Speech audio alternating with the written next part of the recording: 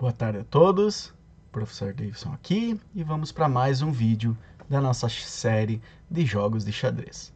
Tá? Hoje nós vamos ver movimentos avançados na forma do en passant e do roque. Tá? Então, a maioria, né, a gente acaba aprendendo esses movimentos, mas às vezes eles passam batidos até que a gente se depare com eles no jogo e cause alguma estranheza. O roque, na verdade, não tanto, mas mesmo assim o rock tem algumas pegadinhas que a gente precisa saber para não cair aí, não ser surpreendido durante o jogo. Tá? Então, primeiramente o en passant, a gente sabe que os peões movimentam-se uma casa para frente ou duas casas para frente se eles estiverem na sua casa inicial. E a gente também sabe que um peão captura nas diagonais e nunca para frente. Mas tem uma exceção para essa regra, pessoal. Então, qual é a exceção para essa regra? Quando eu tenho um peão no caso das brancas aí, na linha 5, ou na caso das pretas, na linha 4, pode ser qualquer posição nessa linha, tá? E o meu adversário fizer um movimento de peão passando do lado, repare que aqui ó, o peãozinho branco está ameaçando essas duas casas aqui, né? E esse peão, imagina que eu quero movimentar esse peão preto. Eu movimento ele duas casas para frente.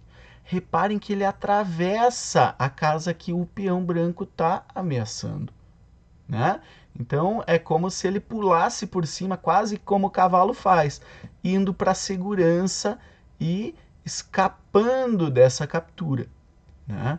O en passant é justamente para evitar que isso ocorra, né? Até porque esse avanço de duas casas do peão no xadrez nem sempre existiu. Antigamente era apenas uma casa de cada vez, né? E aí para o jogo ficar menos demorado, mais emocionante, foi feita essa modificação, permitindo esse salto da primeira casa, né? O xadrez evoluiu com o tempo e a gente conseguiu esse tipo de modificação no jogo. O en passant, então, galera, ocorre justamente quando ocorre essa situação. Tem uma casa ameaçada e pulo por cima da casa ameaçada. Tá? Nesse caso, o peão pode capturar a peça como se ela tivesse sido movimentada apenas uma casa, né? Então, olha só, movimentei o meu peão preto duas casas para frente, o peão branco captura aqui na diagonal, levando esse peão preto embora, capturando ele. Tá? Isso funciona para os dois lados. Opa, fiz besteirinha aqui. Aí, isso funciona para os dois lados. Então, se o peão preto for movido aqui, eu poderia fazer o en passant aqui, né? Capturando ele também. Certo? Algumas questões importantes sobre o en passant. Isso só pode ser feito no próximo movimento, tá?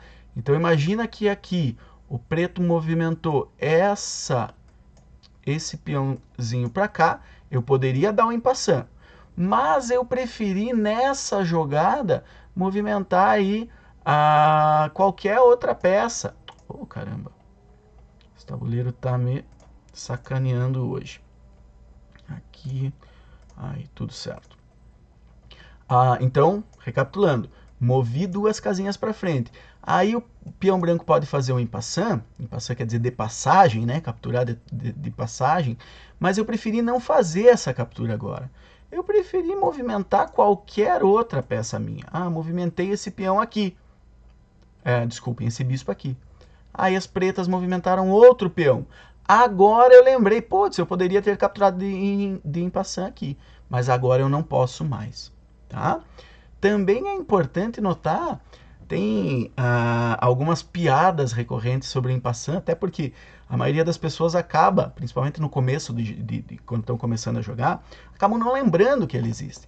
E de repente, opa, aconteceu. Então isso acabou virando piada, né?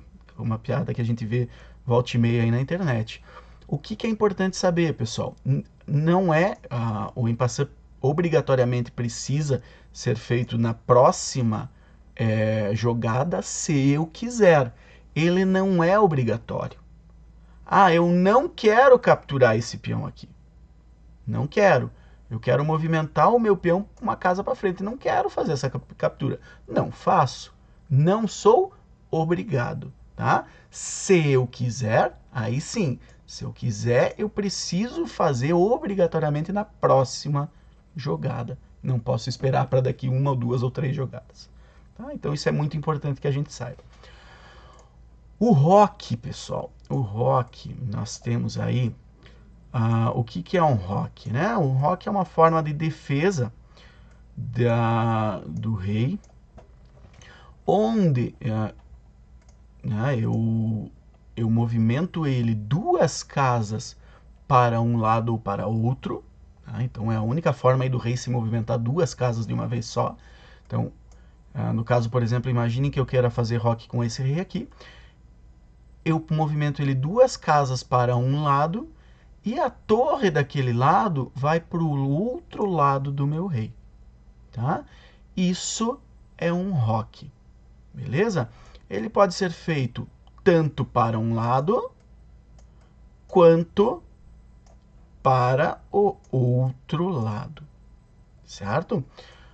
Quais são os pré-requisitos para que isso ocorra? Inclusive, o roque é uma tática extremamente interessante, porque ele é importante no jogo, porque ele movimenta o rei para trás normalmente de uma barreira de peões, de casas bem protegidas, e ele também ativa a tua torre, facilitando a entrada dela no jogo, né? Deixando ela mais próxima do centro do jogo, aí, permitindo que você controle colunas que possivelmente estejam abertas no teu jogo.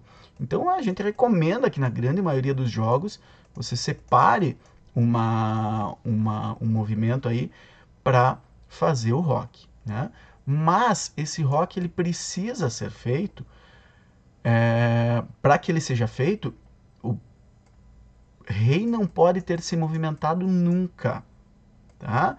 O rei não pode ter se movimentado nunca, e a torre que eu quero fazer o lado do roque também não pode ter se movimentado.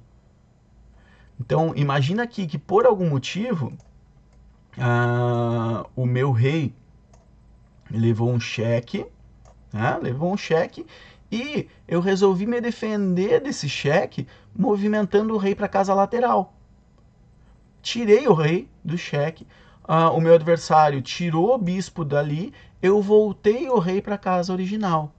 Posso fazer o roque? Não, não posso mais. Movimentei o meu rei, perco essa possibilidade. Movimentei a minha torre para um lado e para o outro, não posso mais fazer roque para cá. Só posso fazer roque para cá, onde eu não tenha movimentado a minha torre ainda. Tá? Então é bem importante levar isso em consideração. O roque para o lado mais curto, onde o rei está mais próximo da torre, é chamado de roque curto. Esse aqui é um roque curto. E o roque para o outro lado é chamado de roque longo. Vocês vão notar nas anotações aí, na anotação do jogo, que o roque curto ele é representado por 2 letras O, né? E o roque longo por 3 letras O. E mais uma questão importante, o roque para ser feito, o rei não pode estar sob cheque. Eu não posso usar o roque como uma forma de fugir do cheque. Isso é proibido, então eu não vou poder fazer roque nem para um lado nem para o outro, tá? Além disso, o rei também não pode pular por cima de um cheque. Imagina que eu tô com o meu bispo ameaçando essa casa aqui. Sei lá, vamos colocar a rainha do outro lado, né? E a rainha ameaçando aqui do outro lado. Eu não vou poder fazer roque nem para cá, porque eu não vou estar em xeque, mas eu vou atravessar esse xeque do bispo. E muito menos para cá, porque se eu fizesse, né, se fosse permitido, eu cairia numa casa que está sob o controle da minha rainha. Então, não posso fazer também. E isso é uma coisa que muitas vezes a gente vê, né, principiantes, principalmente está jogando online aí, e de repente que resolve fazer o roque para cá e tem um bispo ameaçando no meio e não consegue fazer esse roque. Então tenham isso em mente, anotem, lembrem-se que roque não pode ser feito se o rei estiver em xeque ou se alguma das casas que o rei vai passar por cima estiver sob ameaça de qualquer outra peça. Tá ok? Para hoje é só isso. Obrigado a todos e até a próxima.